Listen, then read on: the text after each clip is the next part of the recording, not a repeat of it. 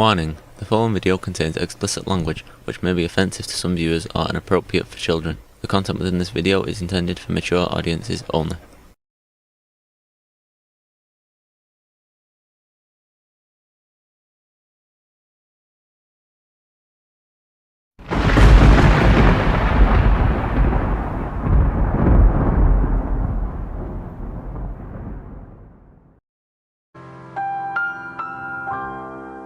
Hello and welcome to this video. I hope you're doing well. I hope you're having fun, and I hope the universe is treating you really well and fairly. This video is going to be a compilation video. I'm going to use the first two Doom videos I used, kind of edit them together.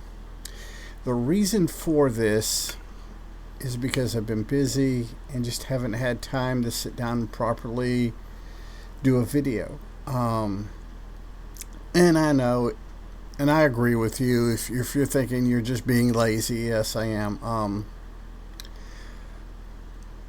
Because compilation videos are really easy to do. You slam them together and you go. It's just, like I said, it's just holiday seasons. And I'm sorry about that, but that's just, way life goes sometimes. But in case you missed these videos or were wondering where they were at, because I did them like spring, early summer, something like that. And these are going to be the first two Doomed videos. So this overall is going to be a large video, but this little introduction from me is only going to be, a couple minutes maybe. So, like I said, I've just been busy and just haven't had the time to sit down and do a video the way I would want to do a video. So, before we get into this, as always, be a good human, be good to other humans. Peace.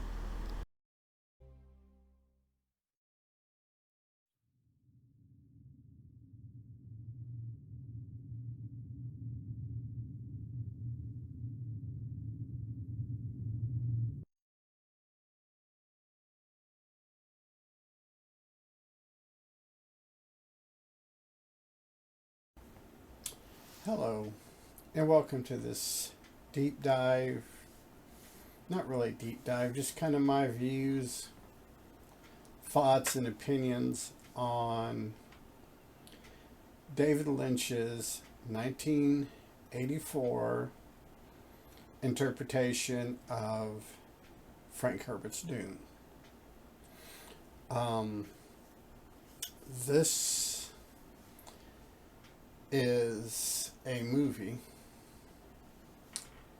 Yes, it's a movie. But when it came out in '84, it tanked at the box office. And it tanked big. Part of that was due to a David Lynch not being a big fan of science fiction to start with. Second of all, had never read Dune or any of the follow-up books to Dune, and studio interference. The movie in and of itself is a good movie.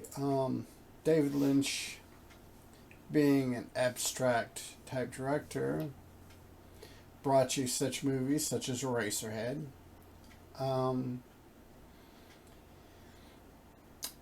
Took his strengths, being abstract, kind of being a Salvador Dali of film, and his interpretation of the screenplay that he was given. So yeah, And at the time that movie came out, I was 14 years old. And fairly scientific literate. Science fiction, not scientific, science fiction literate. I had been reading Heinlein, Asimov, Philip K. Dick. So, at 14 years old, my initial interpretation of the movie was it looked good but sucked. And at that age, I was what you'd call a purist. I felt that if you translate a book, comic, into a film,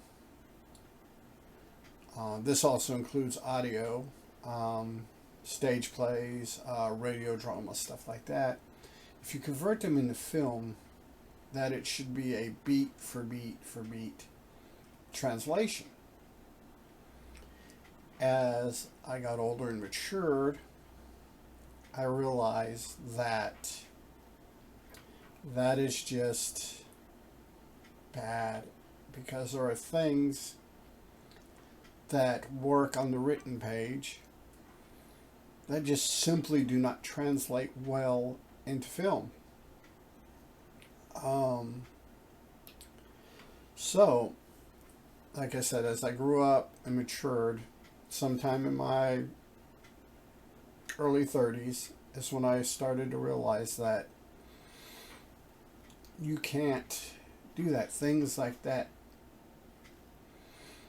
don't work necessarily in a film format. Plus, writers who write a science fiction writer, such as Frank Herbert, he's writing for a ready-made specific audience.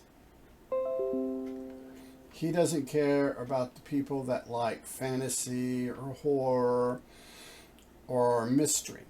He's writing where his strengths are. He's writing for that audience. Whereas a movie studio wants to get as much of that sweet, sweet money as they can. So they have to simplify a lot of complex ideas. They have to distill them down into something that the masses can stomach. Frank Herbert's Dune, you can do probably a 6 or 7 hour movie out of each chapter of that book, because it is dense. It is rich with lore. It's rich with background. It's rich with history. And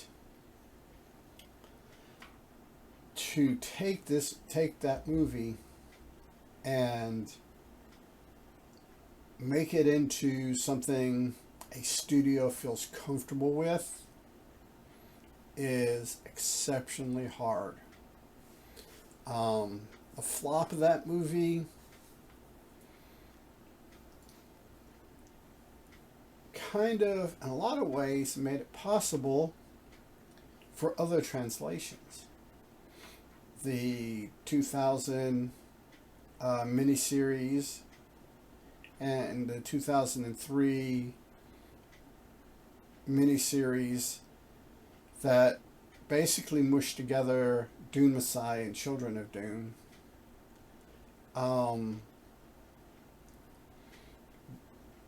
The Lynch's movie laid the foundation for that, because you had a blueprint of what didn't work. I would be remiss if I didn't point out that the David Lynch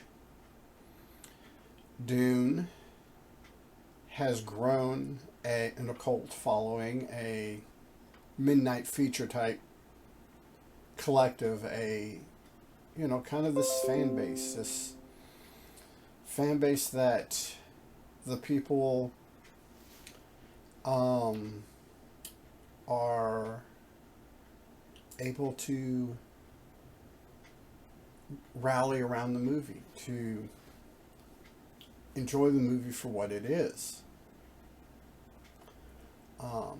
Overall, it is not a bad movie. As I've grown to like it. Like I said earlier, when I was 14, I hated it. But at 54, not a bad little movie. There's on the internet, and I'll put links in the bottom below, in the description down there, where people have went and taken DVD, Blu-ray versions, taking the deleted scenes that were added on in those releases and re-edited them back into the movie, giving you a better idea of what Lynch wanted to do with the story.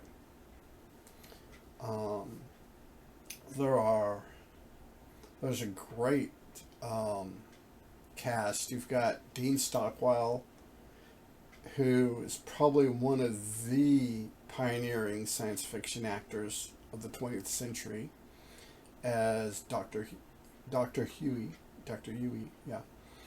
And you've got Kyle MacLachlan in the titular role of Paul Atreides. And you've got Patrick Jean-Luc Picard Stewart as Gurney Halleck. And you've also got Sean Young as Chani, or Chaney.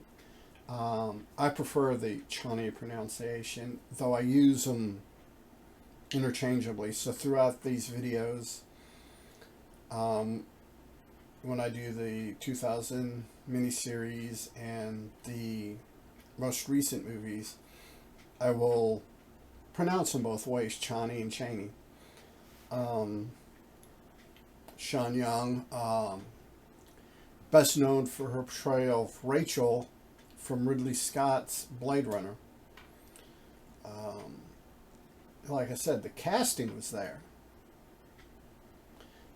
The visuals are surreal. Out of this world. David Lynch had a thing for bulldogs for some reason. I don't know why. It was just David Lynch, I guess. And there's a scene, and I'll throw a clip in later when we get deeper into the movie, where Patrick Stewart is leading the men into battle, carrying the ducal pug. It's one of those scenes that in 1984 you're like, what the fuck? And now in 2024 you're like, hey, he's got a bug. So it's just, that movie's grown. Now, before we go any further, I have to touch on Jodorowsky's Dune. Alejandro Jodorowsky in the 70s tried to do Dune. However, his vision far exceeded the studio's budget. Salvador Dali had agreed to play the Padishah Emperor for the trivial sum of $1,000 an hour. And in 1970s money, that's a lot of money. I don't know what the equivalent in 2024 would be, but I believe there's somebody out there who could figure it out. And if you do take it upon yourself to figure it out, put it in the comments below. I'd like to know that, but I don't want to know it enough to actually do the research on it. It's just, but H.R. Geiger was doing the visuals, and some of the visuals from I can't talk, is they show up in Lynch's movie on Harkonnen, on the Gidi Prime, the Harkonnen home planet. I almost said hand planet, but and this is just some of those things that are just, you're like, wow, you know, that's kind of cool. Frank Herbert. Now, Frank Herbert is a very complex individual. He was a dyed-in-the-wool Republican, anti-communist, and related to Senator Joseph McCarthy. I don't remember the exact relationship that Herbert had to McCarthy, but he always referred to him as Uncle Joe. I have read and seen different people talk about Herbert either supported the Red Scare thing that McCarthy that he did, that was done, the whole blacklist. And I've read and seen other things where they say he opposed it.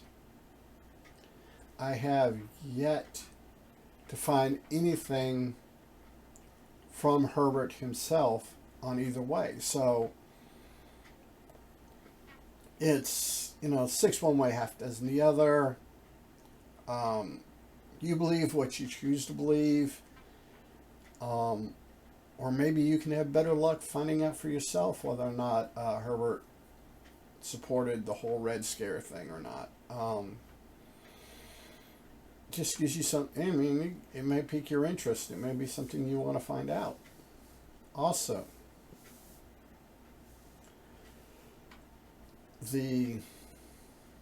Herbert was an uncompromising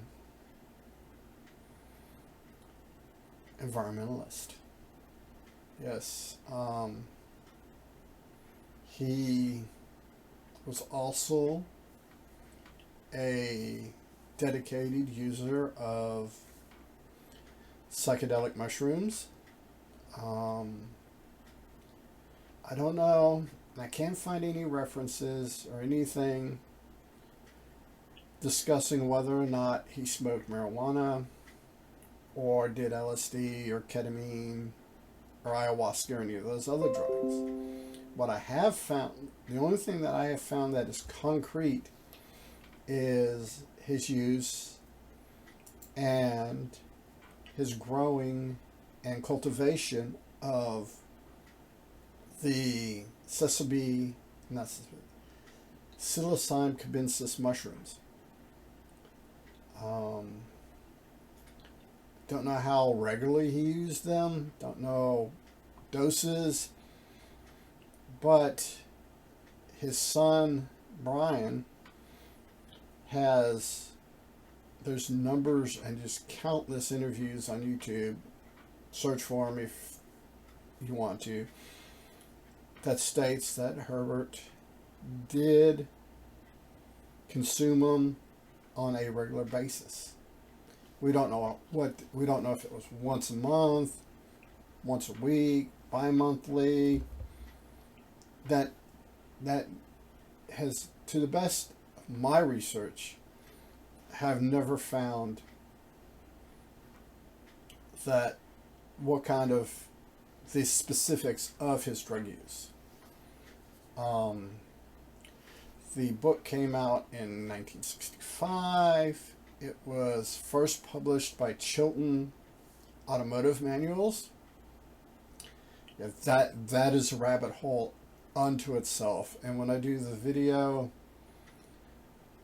contrasting all the film media with the book, we'll get deeper into that. But an automotive repair manual company first published Dune. So yeah.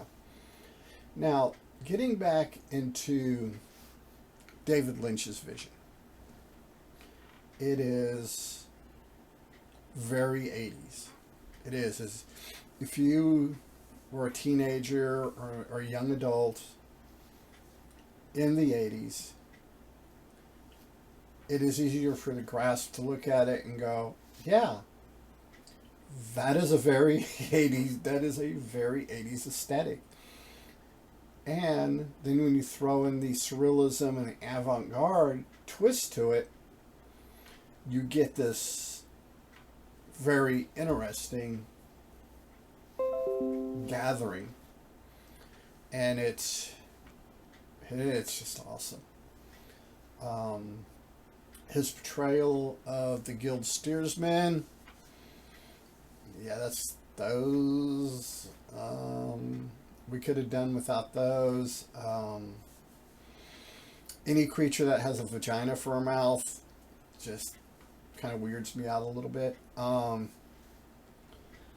His portrayal of the Bene Gesserit with the over-the-top hats and headgear and bald heads didn't really set with me well. Still kind of one of those things, kind of a burr under my saddle. His portrayal of Alia, Paul's younger sister, is interesting. Mind you, she's 2 years old. She murders the Baron. Then there's kind of a scene that kind of leans to what happened. But in the Fremen society, after a major battle like that, the kids were sent out and dispatched the wounded and crippled and hurt enemies. That they sent the kids out to do that, and that's just what the Fremen do. And Alia is 2 years old, and she's out partaking. She's having fun. Where she gets the moniker of Alia of the Knife, and later becomes Saint Alia of the Knife. Alia is a character that is really hard to portray well on light, and Lynch is portrayal of that is, for 1984, yes, that was the way he did it was good. I personally don't think America as a whole is ready for a 2-year-old murder baby. Just not, we're not there yet. The book starts in 10-191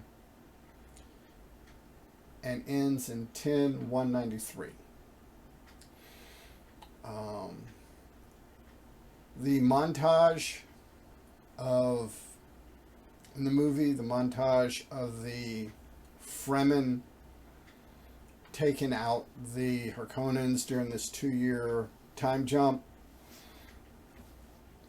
is they recycle a lot of the same footage, which I, maybe correctly or incorrectly, I equate to budget restraints and studio interference. The portrayal of Baron Harkonnen is very, very David Lynch. The Beast Roban, Piter de Breeze, Fade, are all those portrayals however you want to argue, well, they're not, they're not the book. They're more gallows humor type characters. And you're right. You'd be right. Lynch turned these very dark, very morose rapists, pedophiles, pederasts, murderers into kind of a gallows humor thing. And that's another thing I don't think we in America are ready for. We're not ready for that kind of portrayal. We're not ready for that, this portrayal accurate to the book.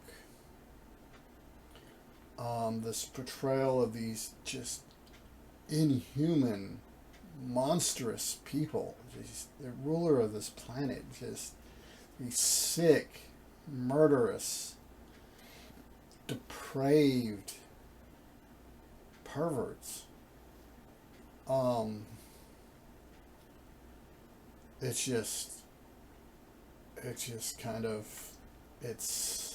just really something I don't think, if you're to translate that into the books or into film, you would be probably risking a X rating at that point. So yeah, they are some sick individuals. And the Atreides, on the other hand, in these movies, we get this ideal that the Atreides are the good guys. And this is one of the things I have to put against the David Lynch movie or subtract from its overall thing. They weren't. The Atreides were like any other feudal kingdom within it, an empire, and a lot of Dune is basically medieval feudalism in space, with some colonialism mixed into it for fun. And the like I said, there are concepts that most people in mass, the mass of the American people, I can't speak for people in other countries, I can't speak for everybody in America, just my opinion that if Lynch or any director of any interpretation of this book tried to put that in to the movie as it is written on the page, you're going to mess up a whole lot of people. Lawyers should be in your business. Accountants will be in your business. The motion picture industry would probably be off in your business. It's kind of like if you were to try to do the orgy scene from It in film. A bunch of 11, 12-year-old kids having sex, with one girl in a sewer. Yeah, Stephen King kind of jumped the shark on that one. But there is a parallel to the way the Harkonnens are written in the book. And it's just insane. And Lynch, his interpretation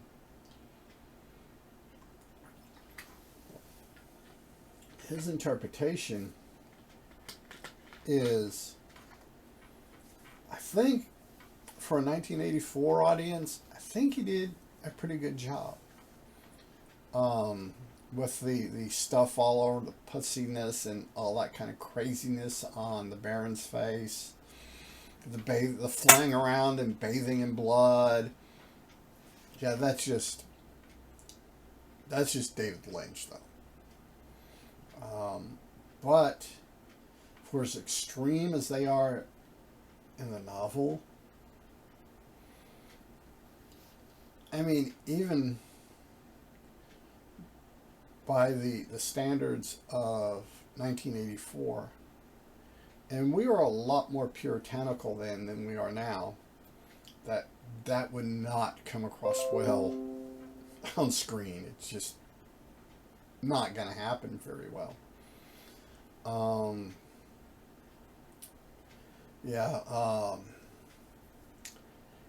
He hits all the high points of the plot, the central plot of Paul Atreides.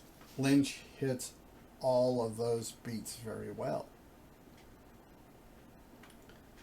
But it's this surrealistic, it's just this thing. It's one of those ones where if you haven't seen it and you like science fiction and want to see the first time that Dune made it from the page to a movie theater, this is, and let me stop for a second.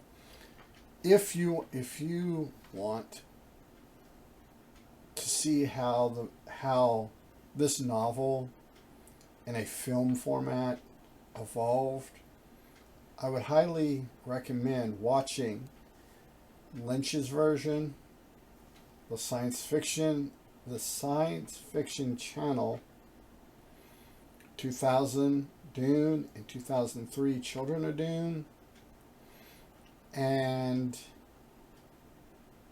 the latest movies, the Villeneuve movies. But read the book before you start the movies, then reread the book after you finish the movies. So you've gotten both sides. So, encap it with the book. And you'll find that all of these interpretations of Dune are relatively accurate to a believable point for the time in which they were made and the mores and the acceptance, what's accepted in stuff at the time these interpretations were made. It's we kind of get to look back at ourselves as an audience through these movies. Just on a side note, David Lynch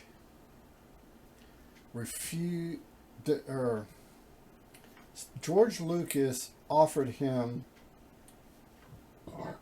the directorship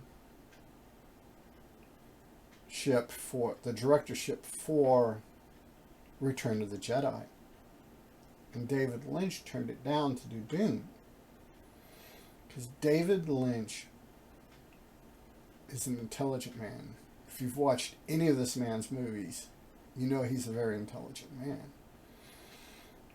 He was intelligent to understand that his views, and not being a science fiction fan, would hurt what George Lucas had built up with the original Star Wars and Empire Strikes Back. Which you have to give credit to Lynch for this, which shows that not only did Lucas not understand what Lynch would have done, Lynch understands what Lynch would have done. So yeah, it's just one of those things. I want to share real quick with you some footage from the David Lynch movie, which is kind of cool. I think it's kind of foreshadowing. It is a scene, the hunter-seeker scene. When the hunter-seeker first comes into Paul Atreides' bedroom, and it's kind of looking for him. and it's going over top of Paul's bed. And the sheets on the bed, or the bed linens, sheets, blankets, whatever, are all about the same color as the sand. And you get the shadow of the hunter seeker going over the folds and ripples of these sand-colored bed linens. And it's kind of foreshadowing the worms. So let's watch that real quick and let me know in the comments if you agree or disagree.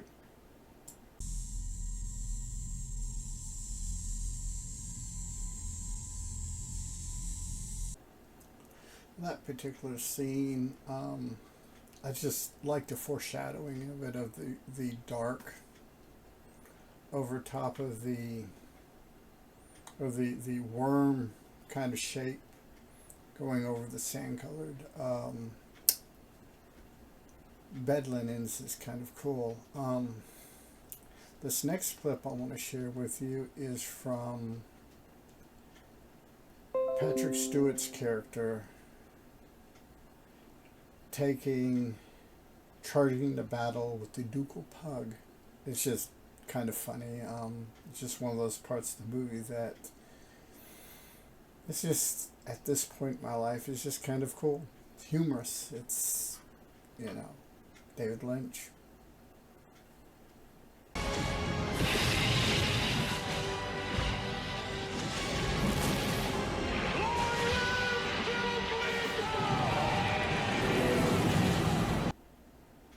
See, for me, that scene kind of has it's foreshadowing. It's just, you've got the cylindrical thing, you've got the sand. It's just one of those things that I find to be absolutely wonderful in how Lynch did this, how he put this together. There are scenes like that all throughout the movie. That just happens to be my favorite of them all. You also, one of the things that I've seen comment online and people I've talked to about the movie is the fact that you have the technology to travel through space. You have the technology to terraform. You have technology to do all these wonderful things. But everybody fights with knives and swords and stuff like that. And without getting too deep into the mythos and the stuff of that, it's because at one point human beings became so dependent, so reliant on machines, artificial intelligence, robots, that they basically become slaves to their own creations. You know, living in a gilded cage is still living in a cage type thing. Then you had what is called the Butlerian Jihad, which is basically when humans rebelled against the machines, destroyed the thinking machines, and or drove them off out of their particular corner of the universe. And they come back in Chapter House Dune, but I doubt we'll ever see anything past Children of Dune. Maybe God Emperor Dune we might see on film, but I think like Heretics and Chapter House, even in Children of Dune, his frequent use of psychedelic mushrooms start to become more and more and more infused with the story. They're good stories, good, solid storytelling. However, they're weird. Weird as crap. And they take a while. I'm talking years. Like I said, I've been reading the Dune books since I was about 13, 14 years old. And there are parts now in the series of the books that I'm just now being able to wrap my brain around. So yeah, it takes a minute. But overall, I would say David Lynch did a phenomenal stand-up job for 1984. Most of the effects are practical effects. One of the things that I love about the movie is on Geedy Prime in Lynch's thing, they had set up everything to be green screen, you know, but they made the decision to leave the green and blue for the green screen, the blue screen, just leave it in there. Don't touch it. Just have these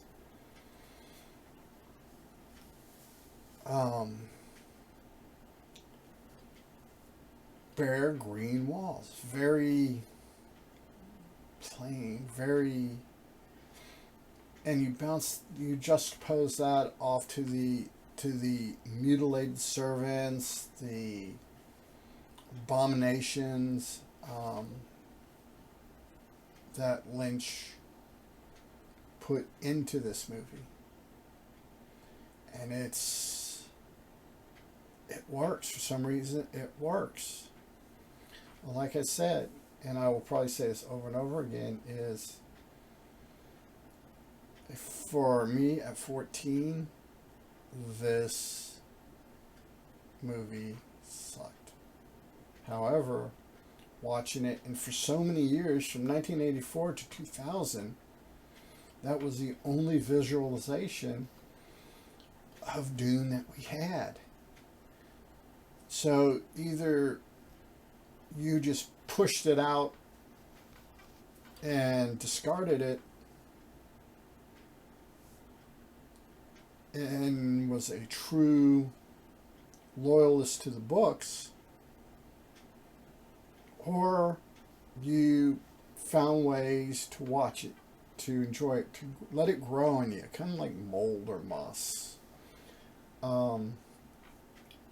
And you start with maturity and life experience, it starts to come out.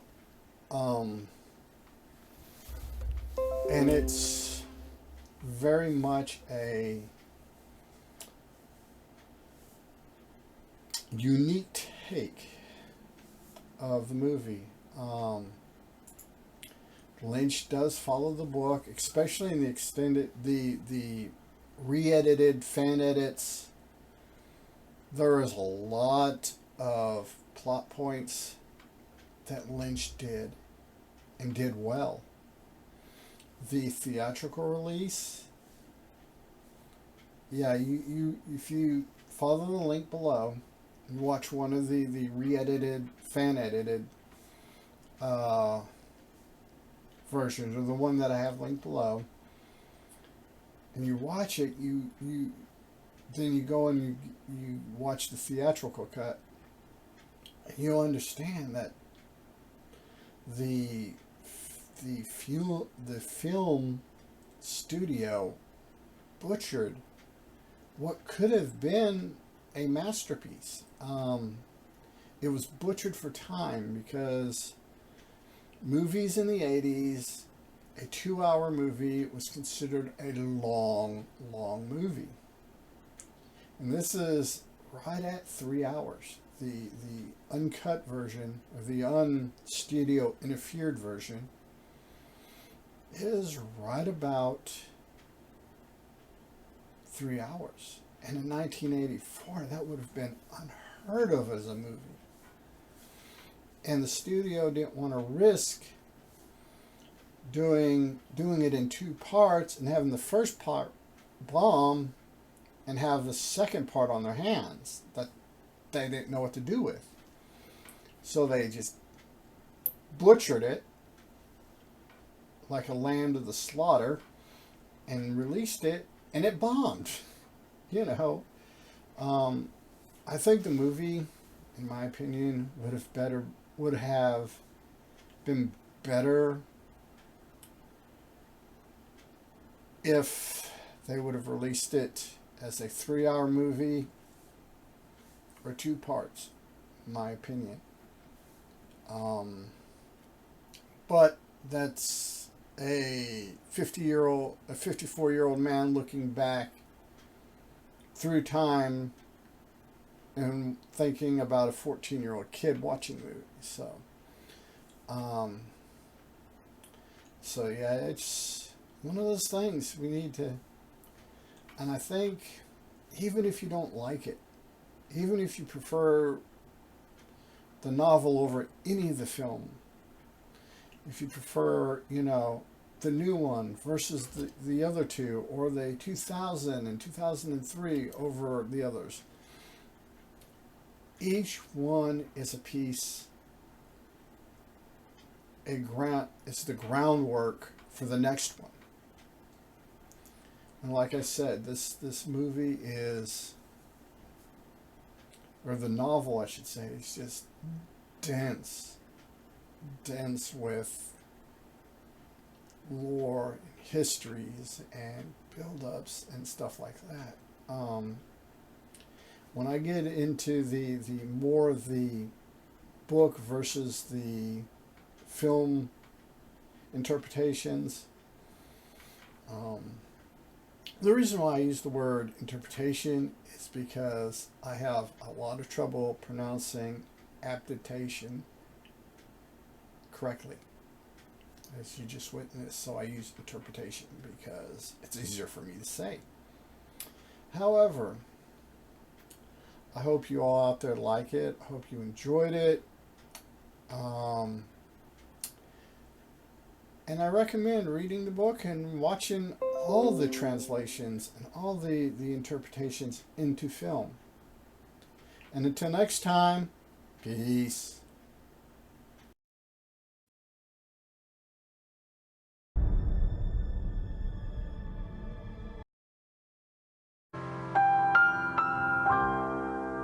Hello and welcome to this video.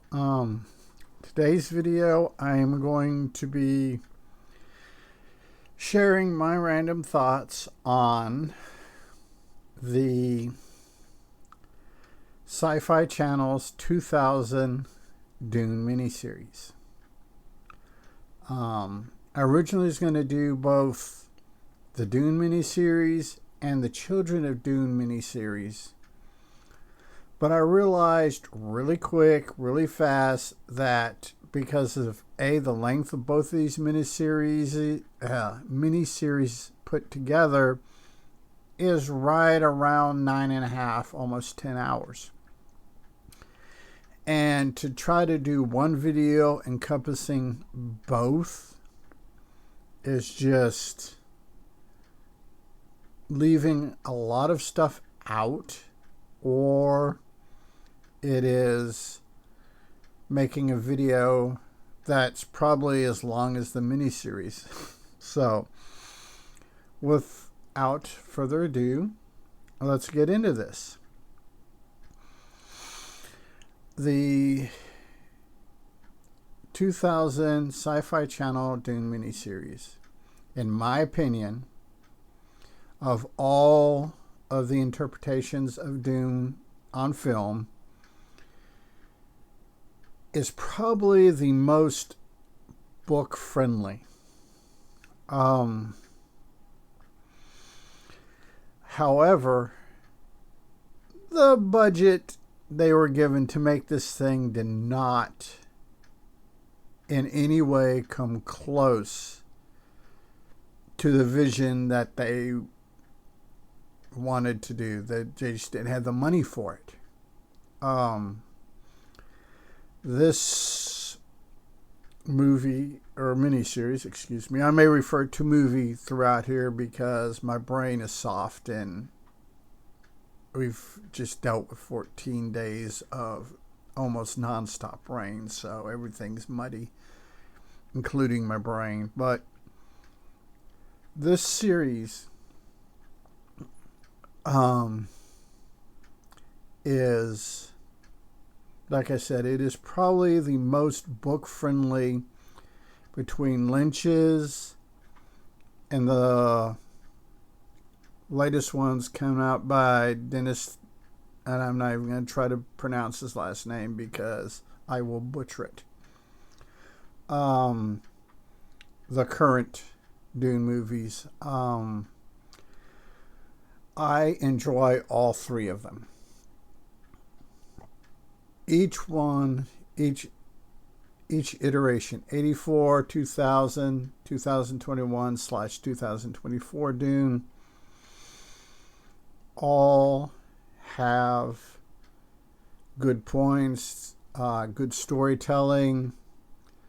The directors made the best of what they had at the time they had it. Like I said, the budget that was given for this miniseries, which is a little over 4 hours. I think it's like 4 hours and 20 minutes. I'm going to say 15 or 20 minutes, somewhere in that neighborhood. So it's a lot. They had the time to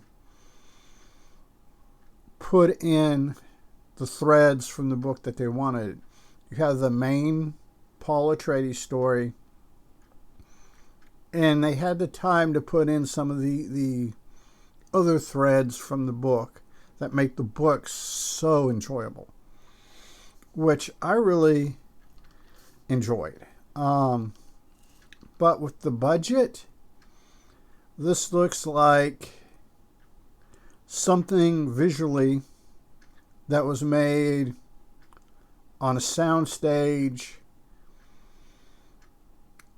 on a back lot somewhere in Arizona. I mean, it's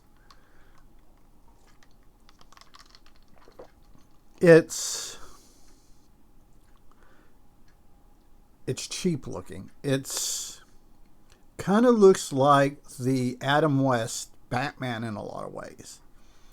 However, what saves this is the writing. The writing was good. The writing, this is some pretty good top tier writing.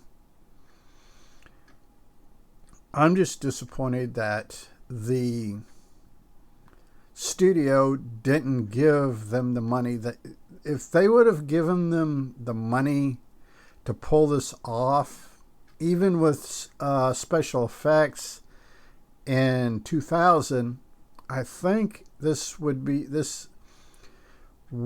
more known, more the zeitgeist, more the active science fiction people. It does have a bit of a cult following, like the Lynch movie.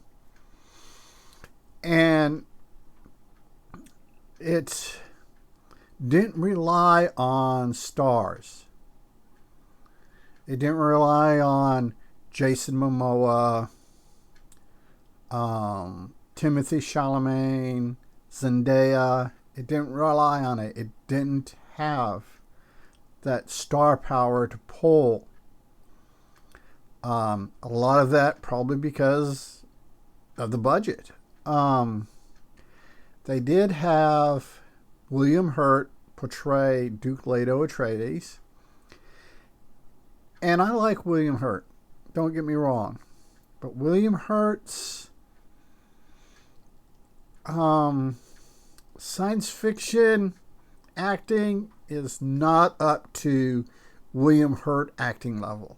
Okay, Like I said, I like William Hurt. A lot of the stuff he's done or did, he's passed on now, was just really good. However, he was not cut out to be a sci-fi actor. With that being said, he does pretty good. It's not just horrible. It's not this horrible, bad miscasting. It's just we needed a name, and this is the name we pulled out of the hat that we could afford.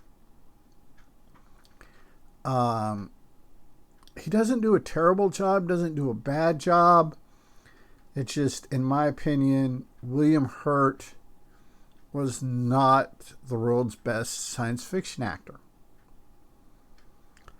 The other name of note is Ian McNeice. Ian McNeice has a fairly small following in America, but in England, the British Isles, and a lot of Europe, he's a big thing. He's a very talented actor, and he does play the Baron Harkonnen and does a damn good job of it. Just gets all the creepiness and all the weirdness of the Baron Vladimir Harkonnen to, he brings it, he delivers. All the others, in all the other casting, were exceptional as well. A lot of them were unknowns. And my computer's getting weird on me. Are all unknowns. And, or at least they were unknowns at the time that this was made.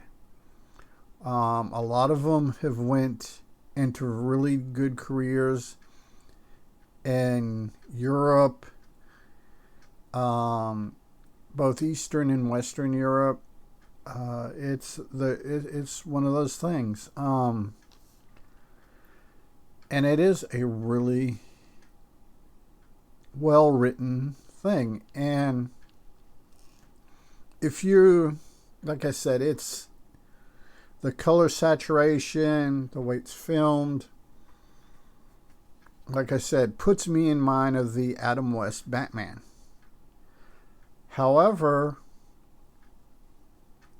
like I said before, the writing makes up for it. It is really good. It follows Paul, and like the Lynch movie, the actor who portrayed Paul was way visibly older than 15. They portrayed Alia much better in this than they did in the Lynch movie, and this is one of the reasons why it has the cult following it has. They portrayed the characters well. The costuming was off the chain. This had some of the craziest, wildest, yet appropriate to the story they were telling. Costuming. Oh, the costuming. I love the costuming in this. The modern Dune versions have more realistic costuming, stuff that would be more to the real environment they're living in. And as Herbert didn't go into any really great detail on the clothing in the novels, they did this over the top. I think that, in my opinion, I think this is where 99% of their budget went to, is these off cuff, off the chain, over the top costumes. And it's, if you get the DVD or Blu-ray, I don't have the Blu-ray, but I understand that the Blu-ray has all the extra features that the DVD version has. There's a 10-15 minute long segment on the costuming, where they did it, where they sourced the ideas, where they sourced the materials, and it's worth watching. Somebody may have posted it on YouTube. I didn't look for it, and it's worth watching. And if you're a fan of Dune, you've probably seen this at some point or seen bits and pieces of it. If you're just a sci-fi fan, it's a coin flip whether or not it's something that, you know, you're interested in. But hardcore, I mean, Dune fans that are even more hardcore than I am can basically give you a breakdown, probably second by second, of what's going on. And it's just one of those things. I keep setting my drink over here and have to, I don't know. But Dune, this version of Dune incorporates Gurney Halleck trying to kill Jessica, and it also, you also get the sense in this that in the book, when Gurney Halleck tries to kill Jessica, it's a very, very intense situation, and Paul didn't foresee it. It wasn't in his prescience. It was something his prescience missed. And that's what forces Paul to take the water of life. Though in the miniseries they deviate from the how it was done in the novel, the portrayal of it was still really good. And in both this iteration of Dune on film and the novel, this is what convinces Paul to take the water of life and convert it and become the Kwisatz Haderach. Though all the iterations of Dune, I think, in my opinion, fail. Or not really fail, they just kind of either just barely hit it, or they just leave it out altogether of Paul's challenge of Stilgard, or perceived challenge, the him going against the Fremen tradition of the leaders are chosen by challenge. You challenge the leader, you kill him, you become the new leader. In my opinion, the book, that no one has topped the book on that point. It's just one of those scenes, because in the novel, it goes from the challenge, the Paul convincing the Fremen that we really don't need to be killing each other, and, you know, taking out, you know, our skilled and our wisest and our most experienced people for the sake of tradition. And basically, Paul says, in a lot more fancy words, that all tradition is peer pressure from dead people.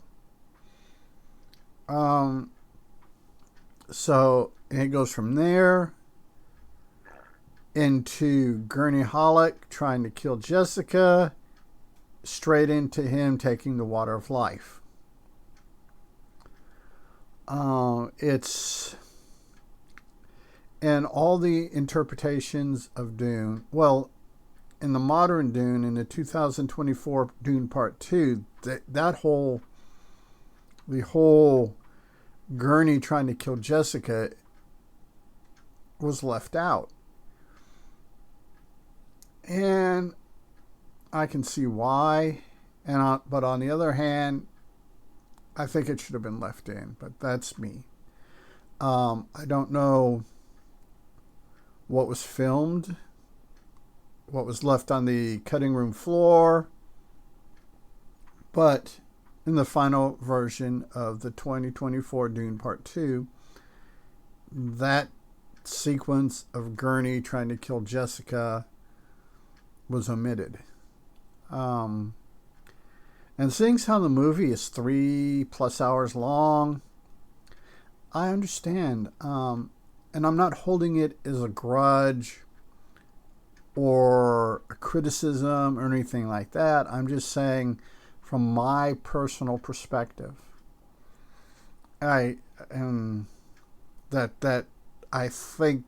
that is a key and very important thing leading for Paul to take the water of life and face the spice agony, as it's called in the Dune books.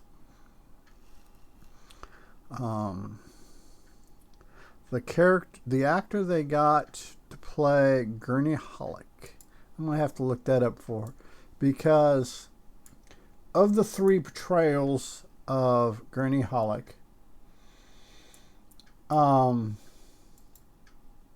wait, as I do this, I should have done this before I started the video, but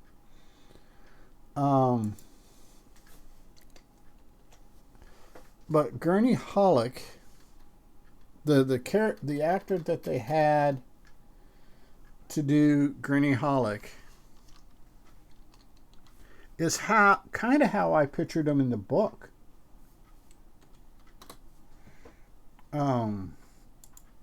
Get this pulled up real quick. He's just, let me see who played Gurney Halleck. Stilgar Duncan. P.H. Moriarty played Gurney Halleck.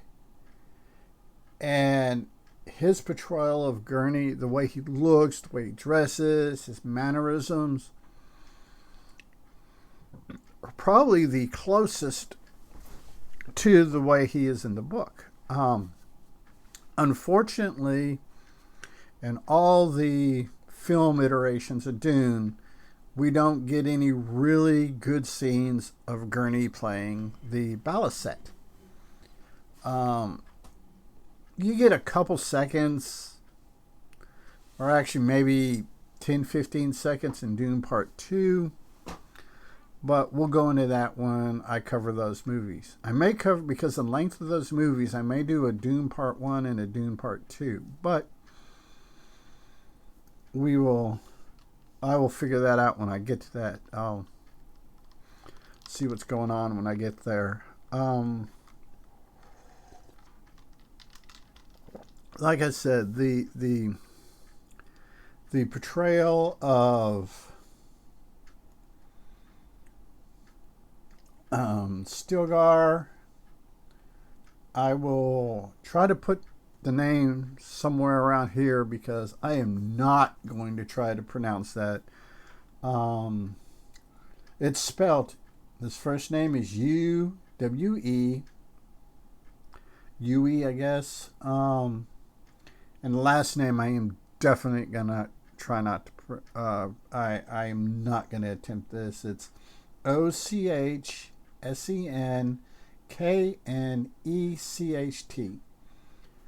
Now, he did a good Gurney Halleck. Or not Gurney Halleck, Stilgar.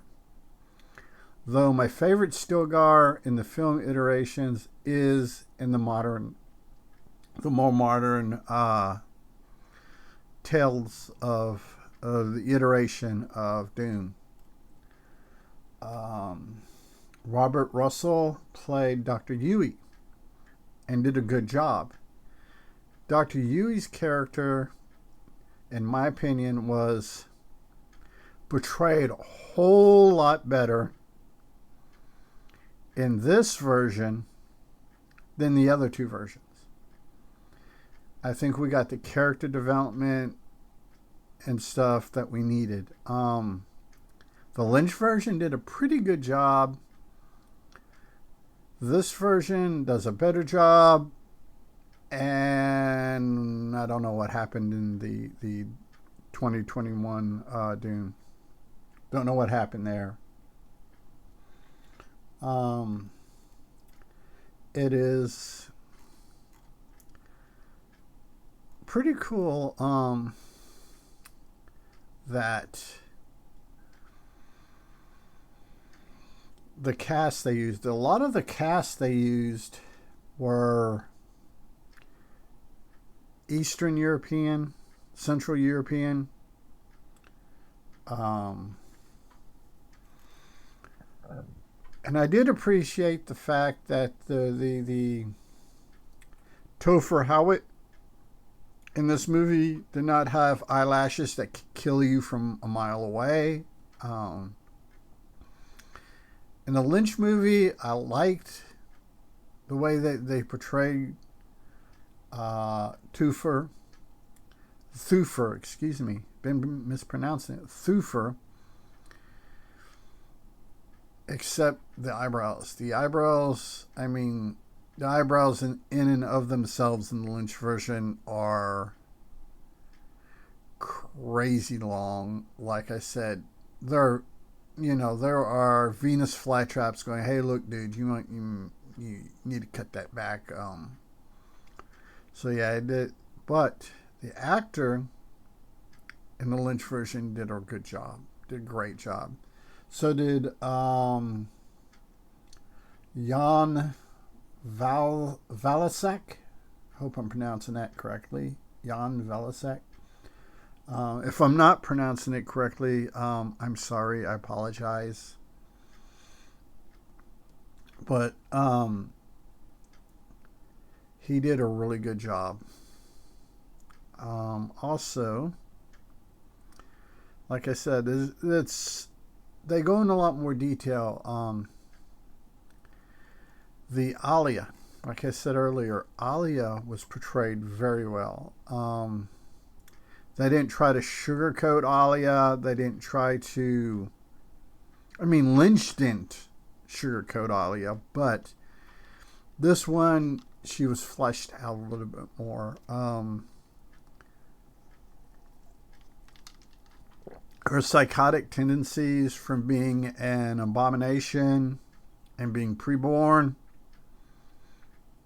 they don't shy away from it, especially in the climax. They don't shy away from her being basically a psychotic murder baby. A 2-year-old psychotic murder baby at that. Because in the novel and in this iteration, like the Lynch iteration, you have the 2-year time jump from 10-191 to 10-193. And the Baron, her killing the Baron, and her just being, just being above herself and being really, my hair is annoying the crap out of me. Being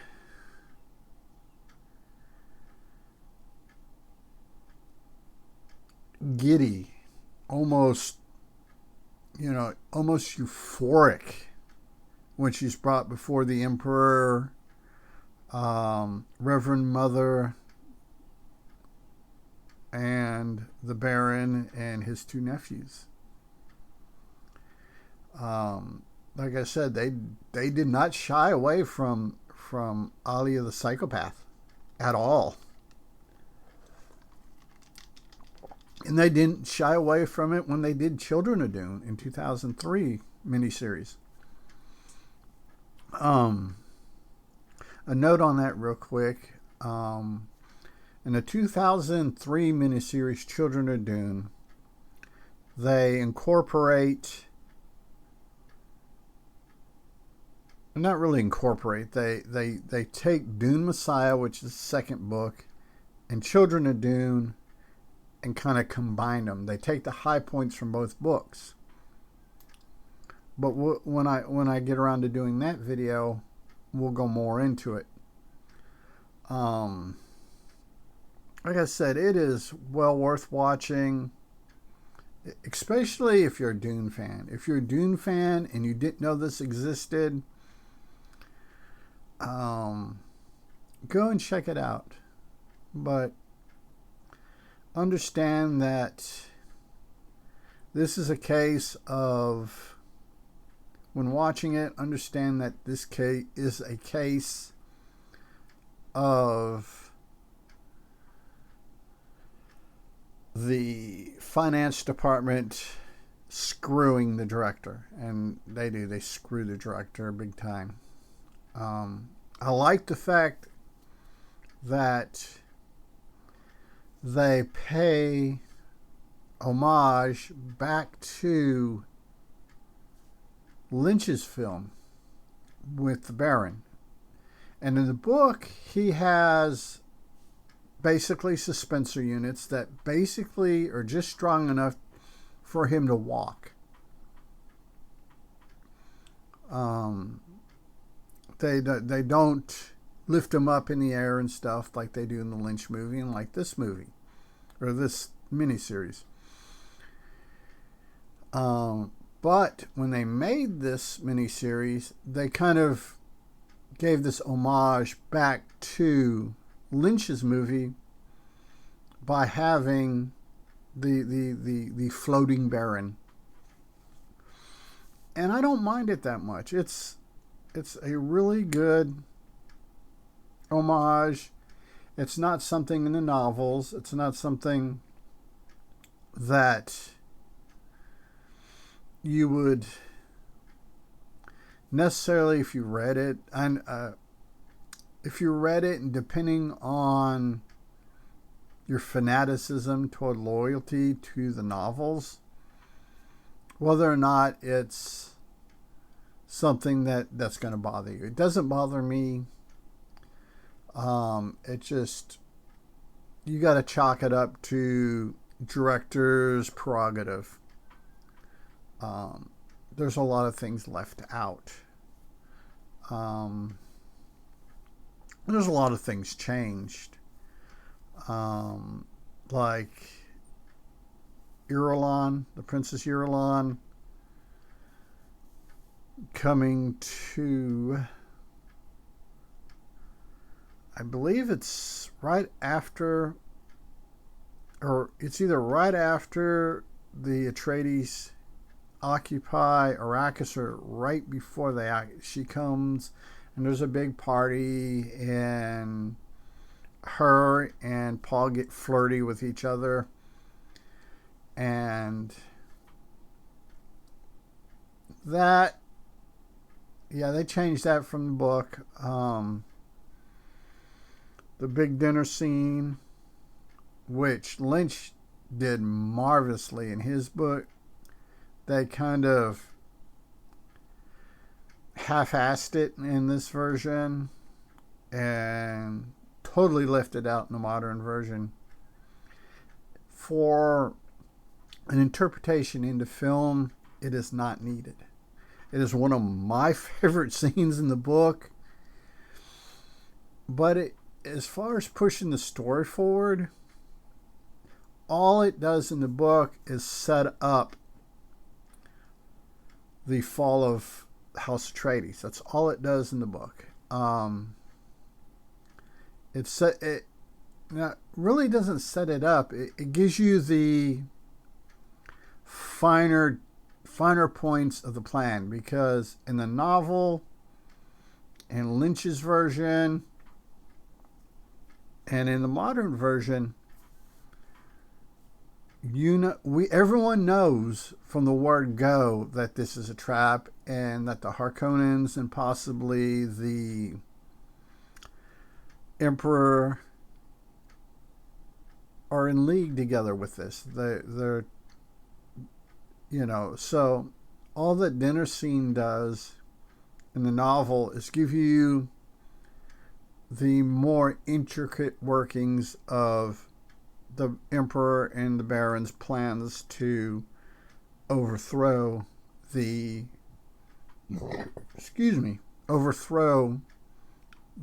House Atreides. Like I said, it is in the novel, it is one of my favorite scenes, but I can understand leaving it out. But in this version, they kind of half-ass it, and it doesn't come across real well. What they did do with it is set up the Zodakar and set up a couple other things. And the scene in and of itself in the miniseries isn't a bad scene. It departs from the book. It's one of the few places in this miniseries where they take a huge departure from the book.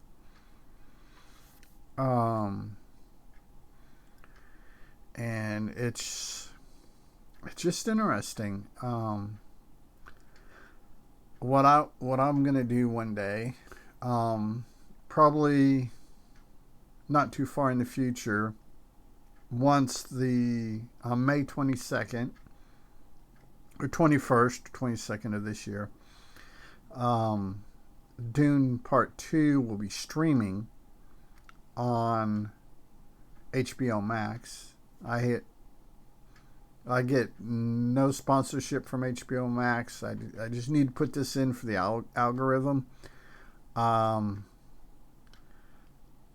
But what I plan on doing is I want to sit down and watch one day binge. Start with the Lynch version, go to the miniseries, then watch the modern interpretation. Just boom, boom, boom, back to back. And see what movie does what parts best.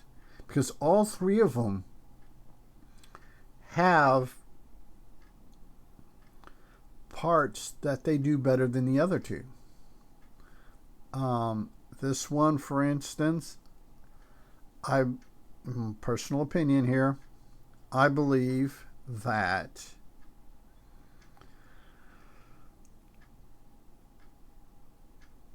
this series, what it does the best above the other two iterations, is just the storytelling. Yes, story departures from the book. The director made some choices I didn't personally agree with. However, the overall feel of the telling of the story, the closeness to the book, and if you watch this or go to YouTube and do a search for 2000 Dune miniseries, you'll be able to find clips. There's probably a couple bootleg versions of the miniseries that's been uploaded. Watch it. You're probably not. I mean, if you're not a science fiction fan, it's probably not worth buying.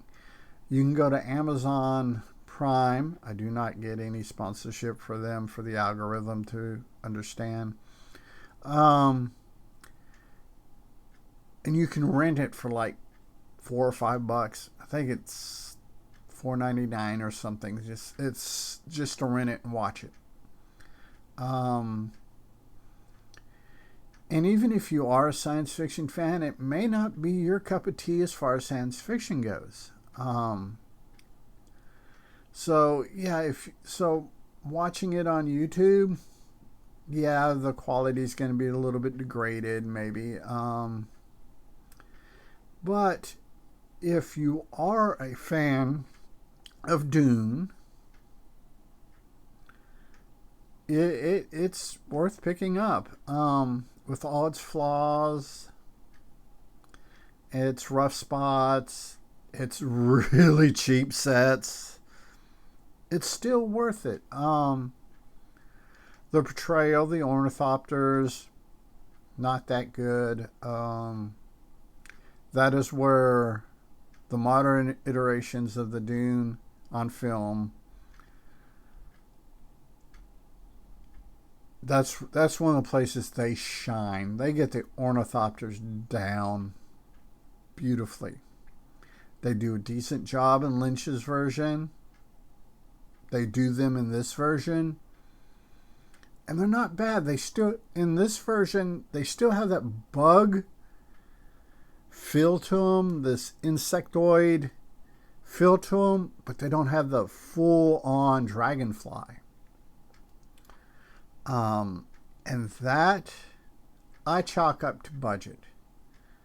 Because I imagine even in this day and age, with all the advancements that have come since this miniseries has made in special effects, I still believe that the ornithopters portrayed correctly would be expensive. I don't think that's something you could do cheaply, and when you don't have the budget for it, you got to do with what you got. I mean, you got to play the cards you're dealt.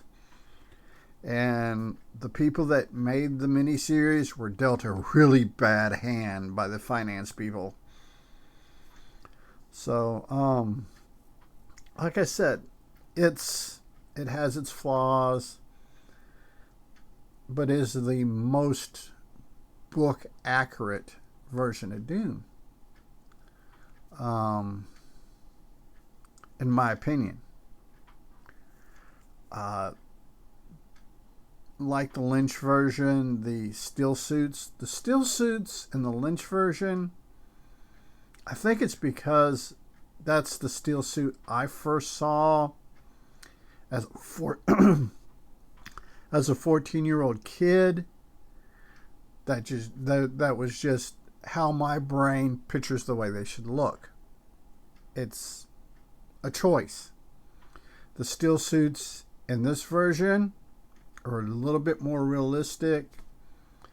The still suits in the modern iteration are probably more in tune with what little description that Herbert gives us in the books.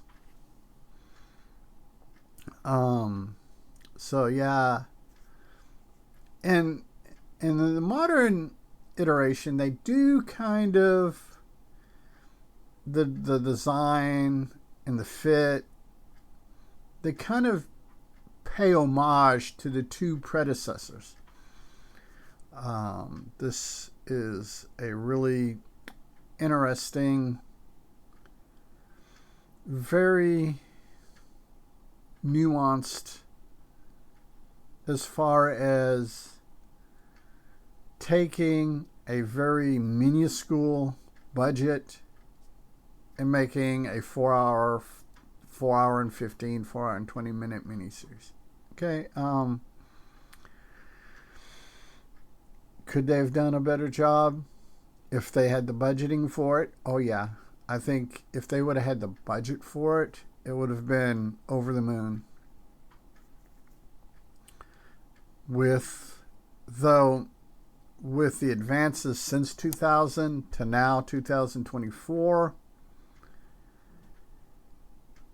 the modern iteration would still look better and still have better special effects. However, I think if they would have had the budget, they would have been given a good, decent budget, and wouldn't have, and, the studio wouldn't have Ralph Bakski'd them. That's I may have to do a video explaining that. But and the Reader's Digest version of a studio Ralph Bakshi and somebody. Ralph Bakshi made a lot of really controversial movies, did a lot of rotoscoping in his movies because he would be promised a huge budget, start filming, and get it cut way in, like 75% of his budget cut and moved. So Ralph Bakshi made a lot of really thought-provoking movies that kind of to the modern, well, even when they came out, his Wizards, Coonskin, American Pop, all those movies are very thought-provoking movies that he took a very small budget, made something with superb writing, and that's where it went. It doesn't have the best look to it, but it has some really over-the-top storytelling, and that's when I refer to a studio Ralph Bakshi and somebody, or pulling a Ralph on them. That's what I'm talking about. They were promised one thing, given another thing, and told them to deal with it. So yeah, I think in 2000, if they would have given them more of a budget, given them probably double or even triple of what they used, they would have probably made the Dune that would have been the penultimate Dune, to be honest with you, with as close as they followed the book. Getting into the relationship between Cheney and Paul, their first son, the tomb with Duke Leto's skull, and all of that kind of stuff, getting into those nuances.